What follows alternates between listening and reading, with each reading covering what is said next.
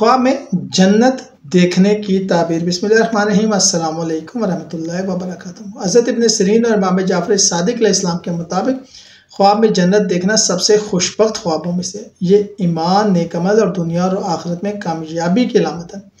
अक्सर ये ख्वाब इस बात की खुशखबरी है कि आपकी दुआएं जो हैं वो कबूल हो रही हैं या होने वाली हैं। मुख्तलिफ सूरतों की ताबीर। ख्वाब में जन्नत के दरवाजे देखना, ये इस बात की निशानी है कि अल्लाह ताला आपके लिए आसानियाँ पैदा करने वाला है। ख्वाब में जन्नत में दाखिल होना, ये नेक माल के सबब दुनिया और आखिरत में कामयाबी की खुशखबरी है। ख्वाब में जन्नत के बागात देखना, ये ईमान में मजबूती, खुशियों और रिस्क में बरकत की अलामत है। ख्वाब में जन्नत की नहर देखना, ये कल्बी सुकून, गुनाहों की माफ़ी और रूहानी तरक्की की निशानी है। और ख्वाब में जन्नत में अपने अजीज़ों को देखना, ये इस बात की अलामत है कि आप और आपके करीबी लोग अल्लाह की रहमत के हकदार हैं। ख्वाब में जन्नत न जा पाना, ये अपने माल दुरुस्त करने की वार्निंग और तौबा करने की दावत है। शुक्रिया।